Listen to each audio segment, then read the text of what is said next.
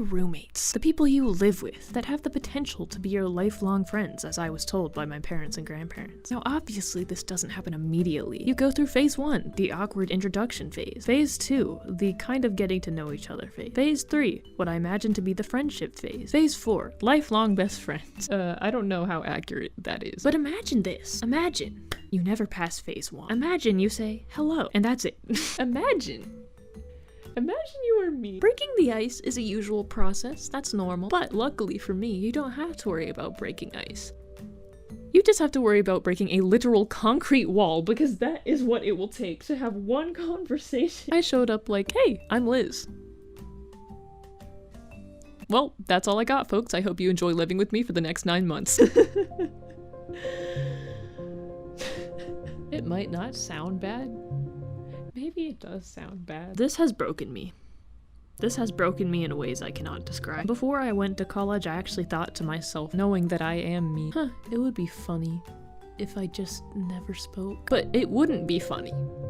It wouldn't be funny.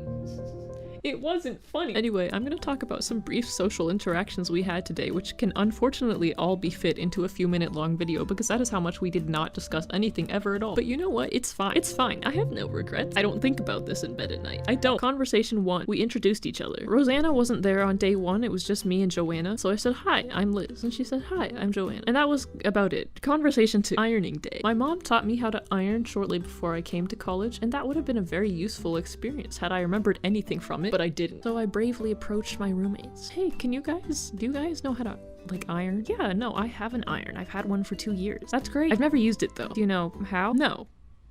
But let's read the instructions. Okay, the English instructions don't really make sense, but they do have them in Spanish. Do you speak Spanish? No.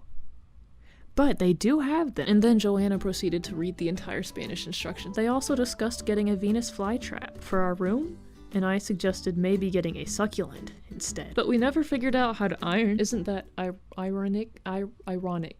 That's a pun. Conversation 2. It was approaching Christmas time. It was in November. Joanna was playing Christmas music, and I said, that's nice Christmas music. And she said, thank you, I like Christmas. We had a good bonding moment, and that was that. Christmas break approaches. We all left. You know what's funny is at this point, I did not know their last names. I did not know. My grandpa even asked me to tell him what they looked like, and I couldn't because I hadn't made enough eye contact.